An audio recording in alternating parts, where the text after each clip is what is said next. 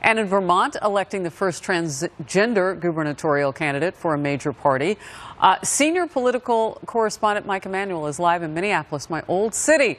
And things are very interesting in that state right now.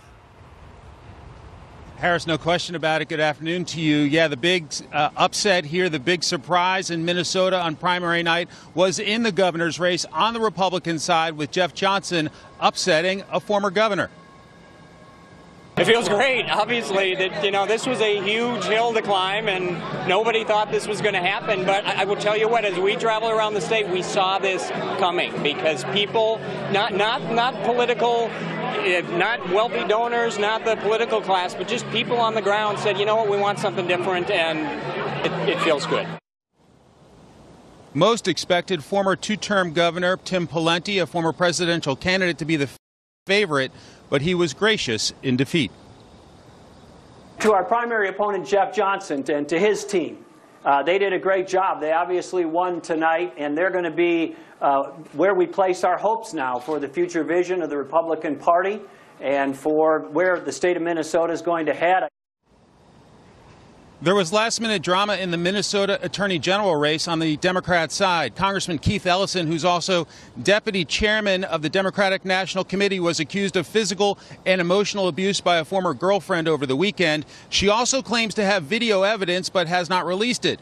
Ellison defeated 4 other Democrats last night and didn't want to talk much about the abuse allegations. He said, well, they're not true, but tonight is about victory, so we're going to focus on that, and we'll be talking about this other stuff in the next few weeks. Also last night, a week after the Kansas primary, the Republican nomination for governor was finally sorted out. Governor Jeff Collier conceded the race to Secretary of State Chris Kobach.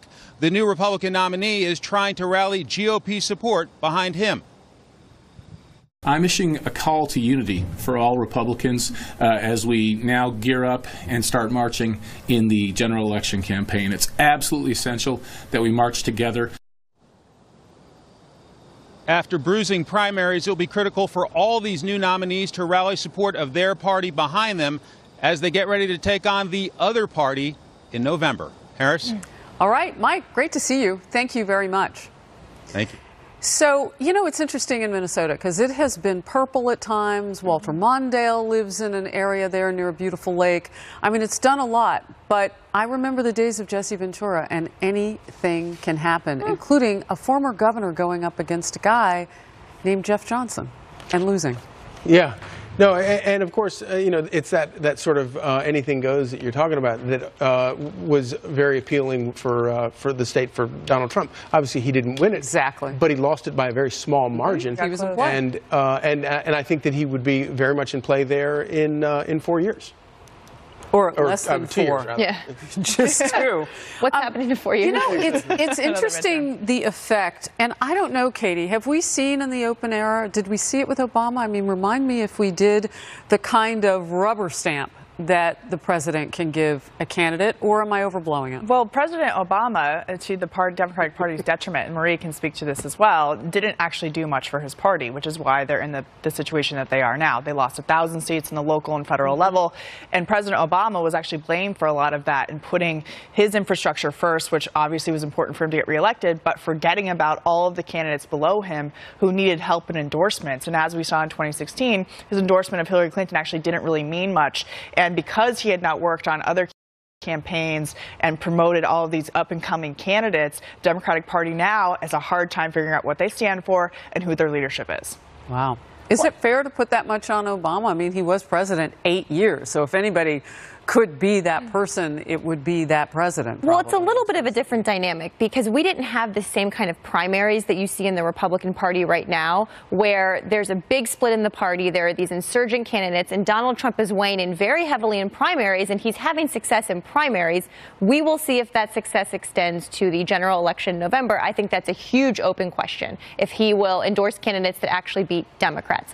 So it's a little bit of a different dynamic. Katie is right that President Obama and our team did not invest in the state parties, in building a bench. That's part of the reason we're in this problem we're in now. There are other reasons, too. But I don't know if Donald Trump's building a bench or if he's just endorsing candidates in primaries that will outlast his presidency. I actually don't know the answer to that. I'm not sure. Well, he is doing something, Charlie, that he promised to do post-campaign trail, and that is let's put some Republicans in. And he saw this after the tax cuts and accomplishment that took, but also the fight that it took. He's definitely working a whole lot harder right now at being sort of a team captain, and it's not. But he wants his kind of Republicans. Absolutely, that's what he said. And he's having success, and he had success last night with that in a number of races. The other thing that is going on, I think, that is going to prove to be very problematic for Democrats is that this, the whole thing that we witnessed with the Tea Party, with the Republican Party, it was so incredibly disruptive. We had some more progressive candidates win in several races last night, more success last night than we've had in the previous primaries. You're pressing the envelope to the left of what the rank and file Democratic voters will support, and it'll be very interesting to see whether or not those Democrats succeed in those races where they have picked a far more leftward candidate than even the mainstream part of the Democratic Party would like. You kind of are bringing up similar points about whether the people who those on the far left have chosen can win in November, and whether those people who the president is backing can win. Because, I mean, neither one of these are establishment categories. Right. I mean, one of the most interesting races I think to watch is Wisconsin, because Scott Walker, it's like you can't kill him. I mean, like they just keep trying to get him out of office, and they just can't get rid of him. Yeah. It's interesting to see 8 Democrats line up and want to kind of be the one to challenge him and take him down. Marie, I'm wondering, was it frustrating with President Obama, or did Democrats want him to focus on himself and his agenda, or was it frustrating to see him not sort of build and support other candidates around the country? Because it certainly takes a lot of energy to go out, and it takes the president, whoever that president is, away from Washington. Right. Well, I don't think it's fair to say we didn't support any other candidates. And look, we had 2 terms as president, and that was incredibly important. We put a lot into the re-election that I worked on in 2012. That was very important. There were other reasons that the DNC had huge problems. We've talked about some of them here.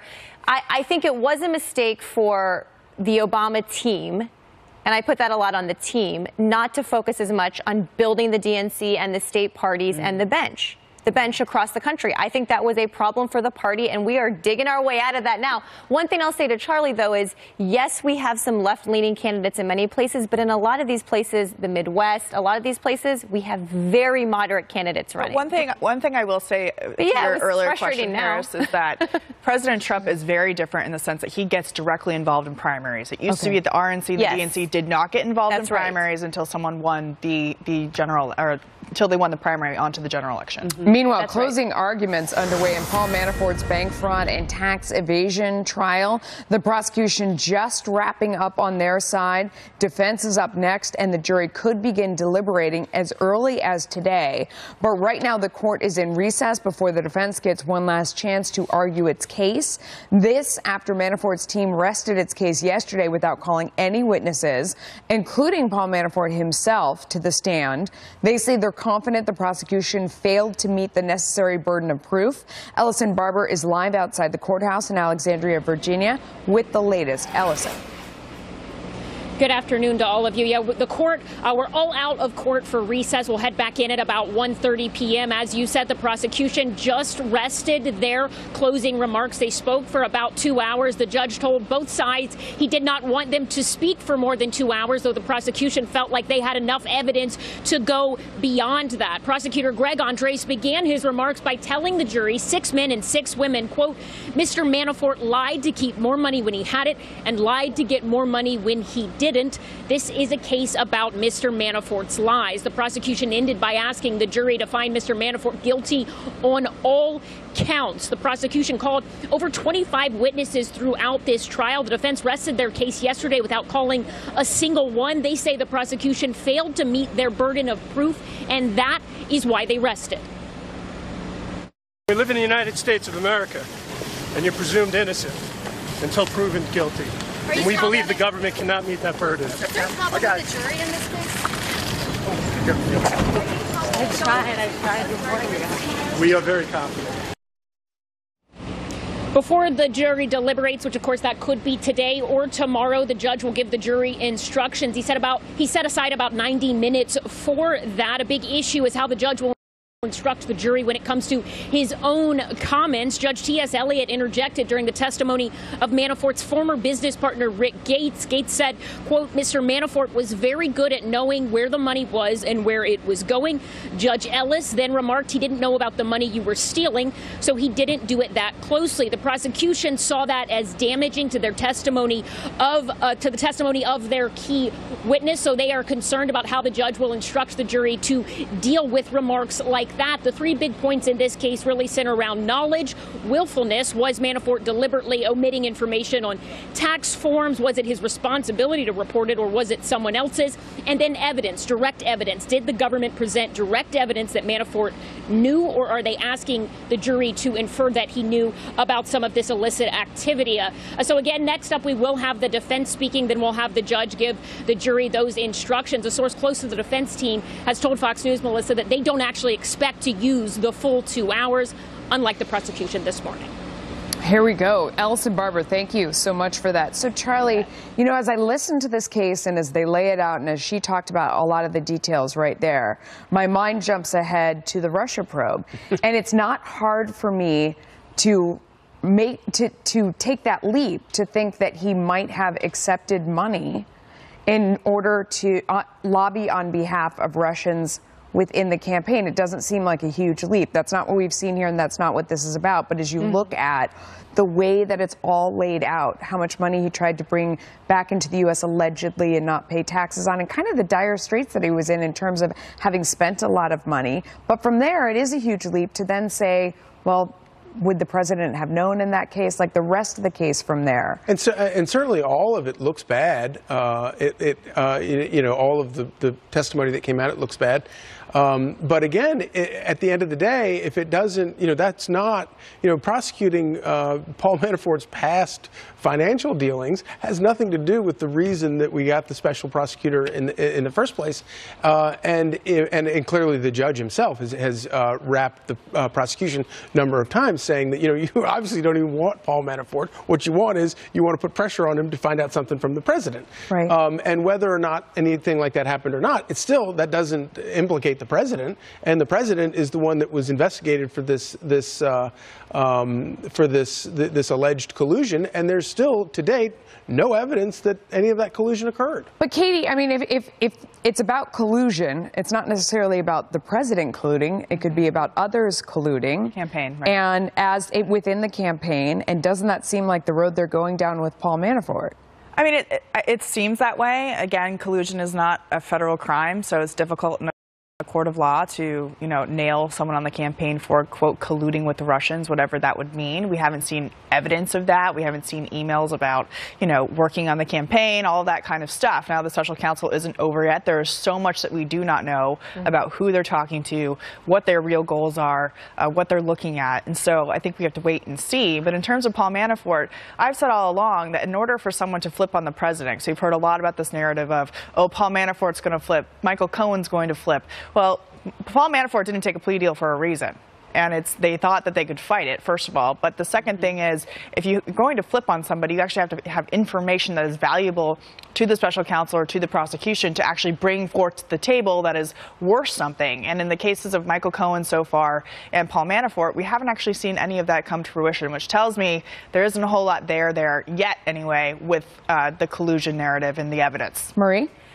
I'm so shocked that they didn't call any witnesses on the defense side. No, I'm just so surprised by this. It's like the government calls 24 witnesses and Manafort's side's like, yeah, we're okay. We'll just do a closing argument. Because the idea is that you take down each person as they come up to the stand. Right. No, I know. It's just an interesting strategy, and we'll see how it plays out after closing arguments. But to your point, Melissa, I think there are certain little tidbits or breadcrumbs in this case that relate to his work with Ukraine and with pro-Russian politicians in Ukraine. And I think if there were to be 3 steps down the road where through those relationships he had relationships with Russian oligarchs, we know that. Did some of that spin off and lead to work during the campaign? We don't know any of that yet. That is the way it could come out. Katie's right, though. There is so much we don't know. And Manafort didn't flip, but Flynn did.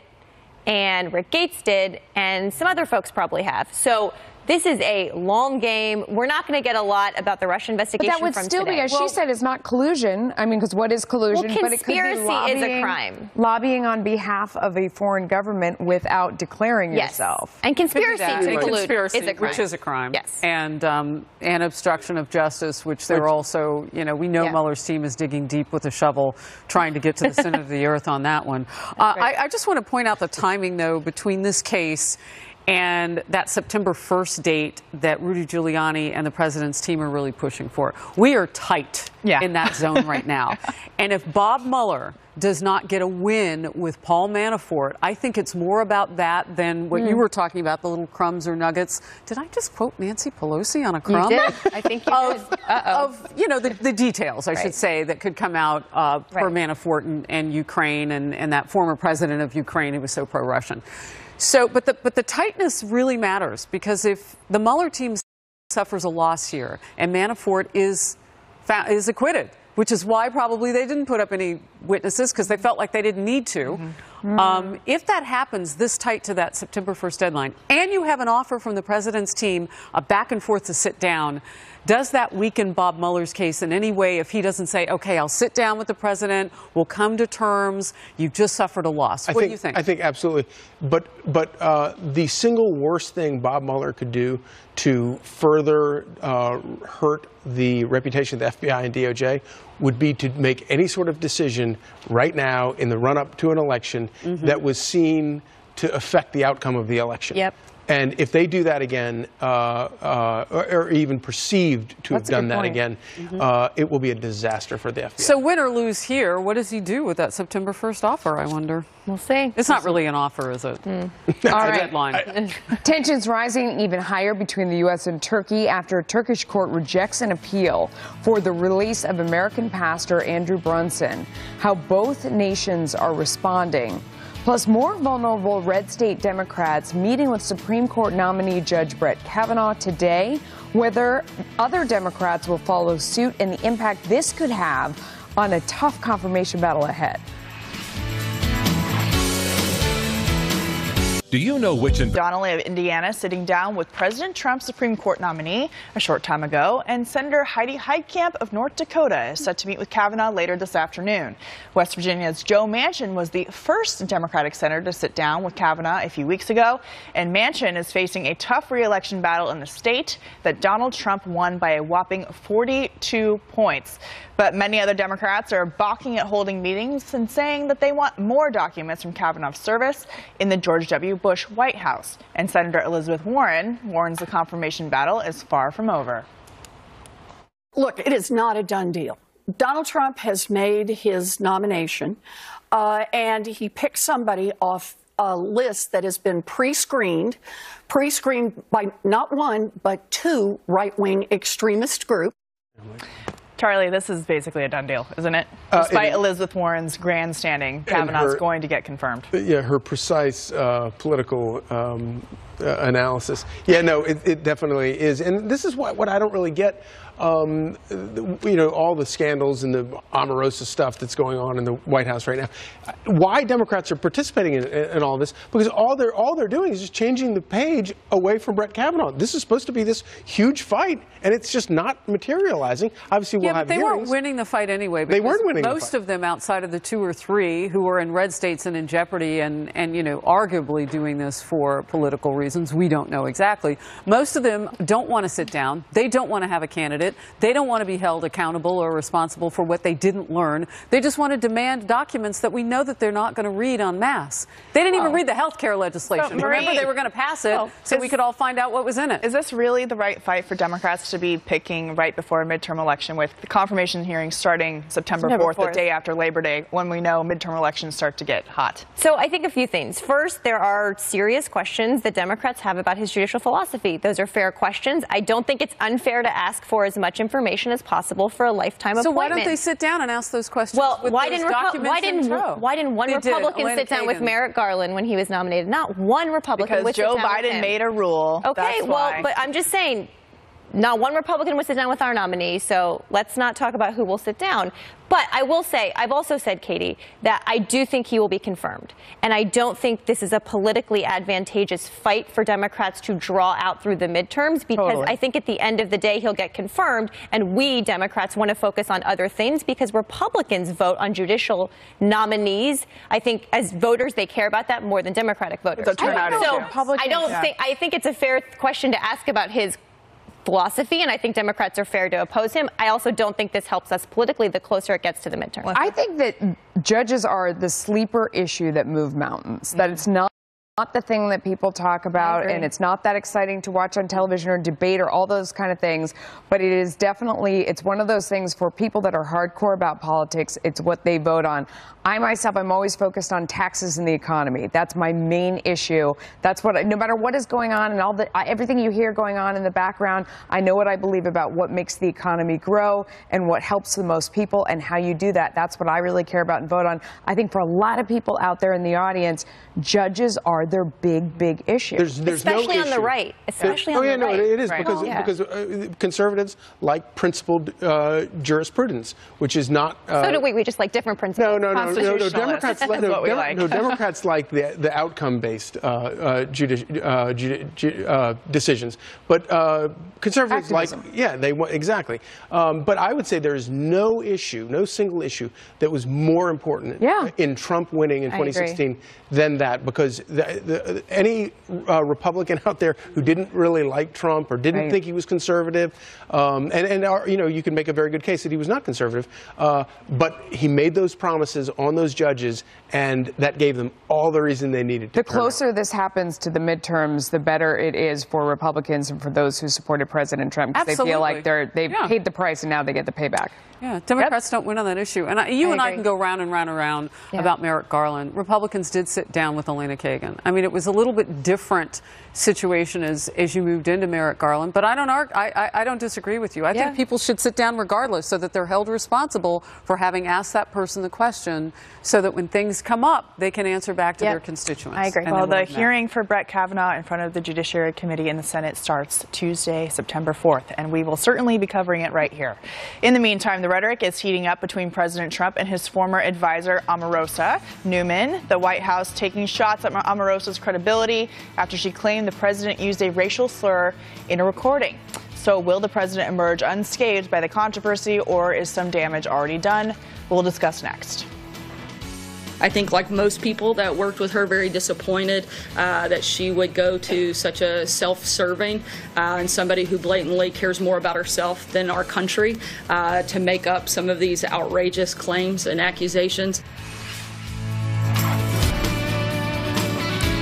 A fiery war of words escalating between the president and his former aide Omarosa as she continues to plug her new book. The president's campaign has filed arbitration action against her for violating a 2016 confidentiality agreement. But Omarosa is not backing down, saying she won't be silenced after claiming the president used a racial slur on a recording. White House Press Secretary Sarah Sanders yesterday pushed back against those accusations. I can't guarantee anything, but I can tell you that the president addressed this question directly. I can tell you that I've never heard it.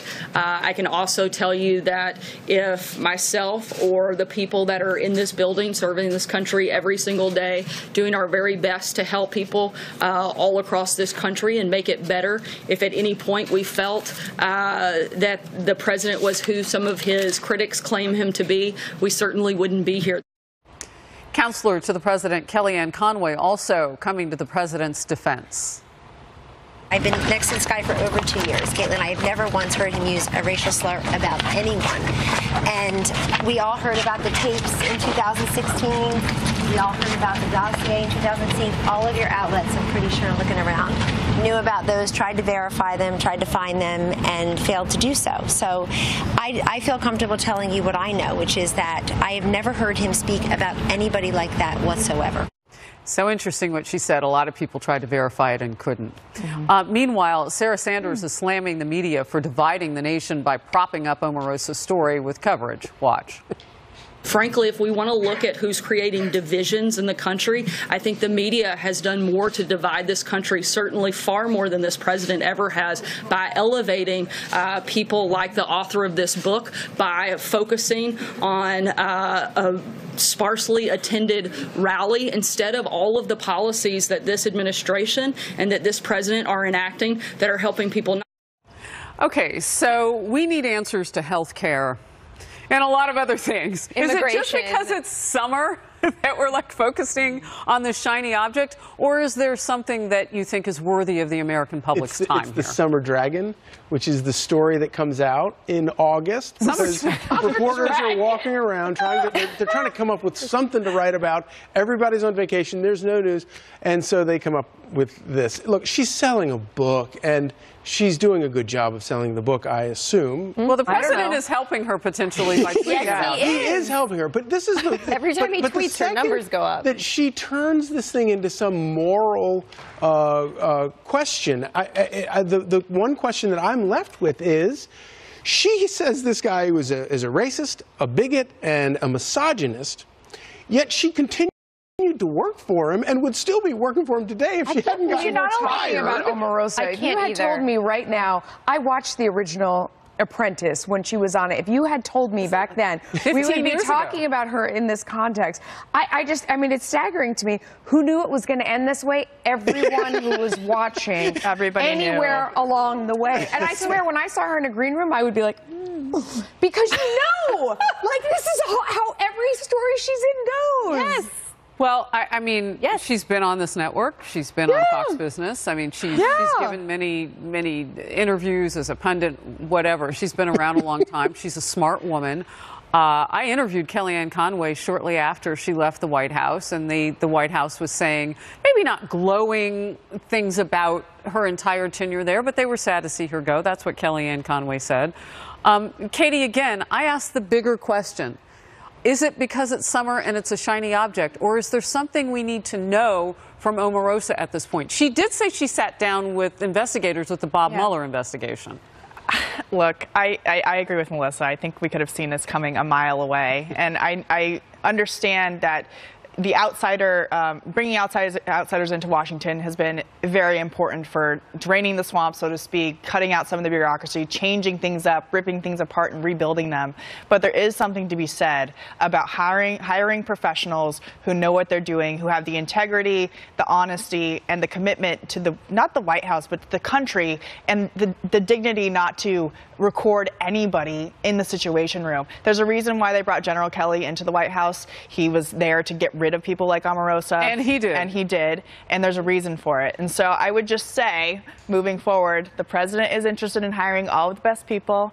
Not all the best people are career professionals, but some of them are. And choosing people who are dedicated to the country, who believe in norms and rules, regardless of whether they're illegal or important. I mean, it's not like he didn't hire her to do work. But she got to work in the White House. But he rewarded her with access to the White House because she supported him, and he was rewarding loyalty. She wasn't actually doing anything. I mean, nobody could figure out what she was doing. I would just interject this for 1 second in terms of the role, because we have covered it so many times when news would break and she would be there. Just the role of someone who was a liaison with the African American community. I think she damaged that. She didn't take advantage of that opportunity. Well, and this is what some in the black community are saying today, that, you know, you remember when she left and Robin Roberts on ABC said, "Bye, Felicia," to her. Yeah. I mean, it was a tough situation for people of color, because they thought, well, maybe she's in there and she can do something. But I just have to say, she was hired, and instead of bringing other African Americans into the White House, as was suggested by Michael Steele, who's a former RNC chief, who's not a fan of President Trump, she was backstabbing all of them, cutting them down, making sure that she was the only one who got in there. So her role was not helping the American people. It was to keep everybody out, so she was the only one who was there, and now she's trying to profit off of it. Yep. As you said, what does it take to survive 15 years in reality television? I'm terrified. Whew. A set of claws. A Democratic congressional candidate running an ad opposing Nancy Pelosi's bid to become House Speaker if Democrats are able to take the House. Is it a smart strategy for Democrats to distance themselves from party leaders headed into the midterms, or could it come back to haunt them? We'll break it all down next. I'll vote against Nancy Pelosi for Speaker. Support term limits for party leaders. I'll vote against Nancy Pelosi for Speaker, support term limits for party leaders. I'll work with anyone to do what's best for North Carolina.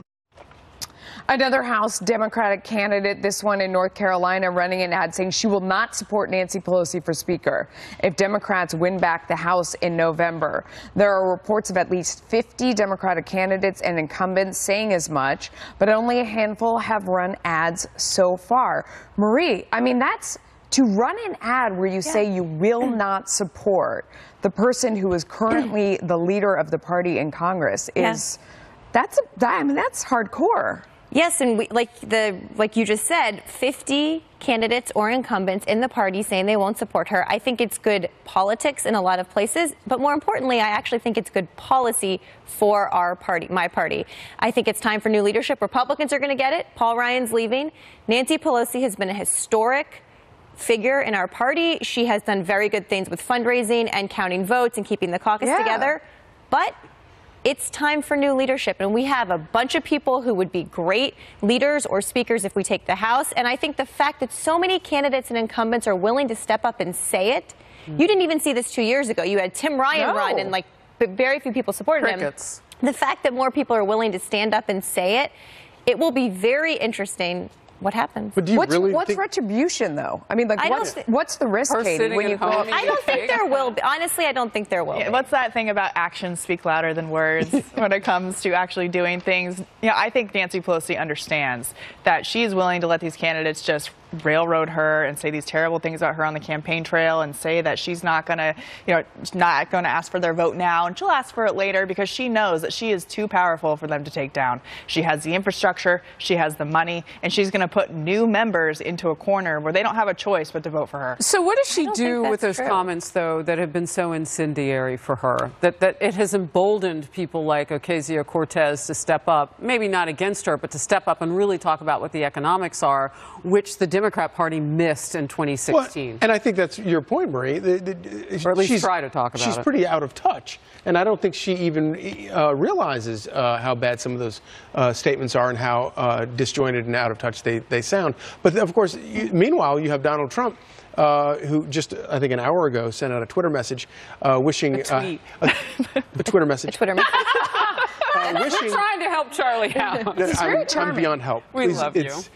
Let him be himself. Offering birthday wishes to Maxine Waters, the real leader of the Democratic Party. So it's not just Nancy Pelosi, as bad as she is. There are other people as well that Donald Trump and Republicans want to smear all Democratic candidates with, and I think it's very effective in some places. Can I ask you a quick question, though, just about where the ideas are in your party? Because when you see a Maxine Waters, call for not just verbal attacks, but the kind of thing out there in the public sphere that she can't control. We don't know what her words could incite. When you see that, is that a lack of ideas? I mean, Nancy Pelosi getting bum rushed at the lectern out of ideas for DACA recipients and the Dreamers. What's going on? Well, you're focusing on two things that got a lot of coverage, but I will say I've talked to candidates and members who are running throughout the country who have ideas. And no, I'm asking specifically about these two, whom the president even called one the secret weapon. But what I'm telling you is Pelosi that's not where the ideas in the Democratic Party are today, Harris. I'm telling you that those get a lot of media attention. So is it time for both women to go? Because